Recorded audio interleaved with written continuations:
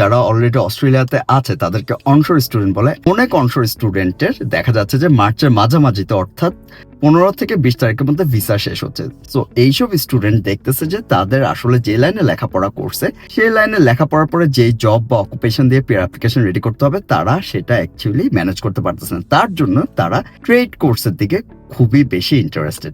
Trade কোর্সে কোন trade কোর্সটা করবে, কখন স্টার্ট করতে হবে, কেমন ফিজ আসবে, কিভাবে স্কলারশিপ দিতে হবে, কোন কলেজ থেকে লেখাপড়া করলে প্রফেশনাল স্কিল অ্যাসেসমেন্ট পাবে, তার উপর কত জলদি ট্রেড কোর্সটা শেষ করতে পারবে। কারণ টিয়ার তো অনলি 2 ইয়ার্সের, 2 ইয়ার্সের মধ্যে 1 বছর যদি কোর্স থাকে আবার 1 বছর লাগবে জব রেডি প্রোগ্রাম। তো কিভাবে একটু তাড়াতাড়ি একটু আর্লি গ্র্যাজুয়েট করে ট্রেড কোর্সটা শেষ করলে অ্যাটলিস্ট 2 থেকে 4 মান্থ সেভ করতে পারে, এই ধরনের অনেক ইনকোয়ারিজ আসতেছে।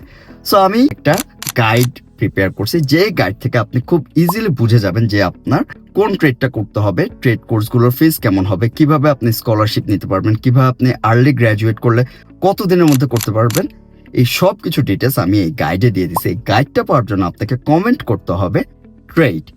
মার্শাল 24 ইনস্টাগ্রামে এসে কমেন্ট করেন ট্রেড, তাহলে আপনি ফুল গাইডটা দেখে বুঝে যাবেন যে কিভাবে আপনার ট্রেড কোর্সটা স্টার্ট করতে হবে। যারা এই গাইডটা ডাউনলোড করবে তাদেরকে আমি নিজে অথবা আমার টিম থেকে কল দিয়ে জিজ্ঞেস করবে যে তাদের কোনো কনফিউশন আছে কিনা বা কিভাবে আমি বা আমার টিম তাদেরকে ট্রেড কোর্সে ভর্তি হতে হেল্প করতে পারে।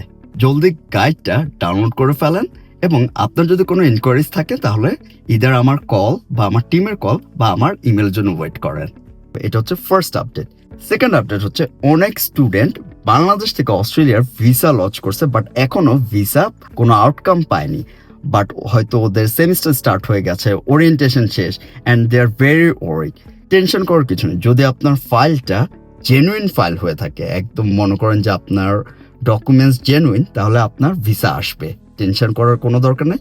যদি ইন কেস আপনার ভিসা আসতে দেরি হয় তাহলে আপনি খুব ইজিলি ইউনিভার্সিটিতে ইমেল করে আপনার এই সেমিস্টারটা আপনি ডেফার করে নিতে পারেন, অর্থাৎ নেক্সট সেমিস্টারের জন্য আপনি আসতে পারেন।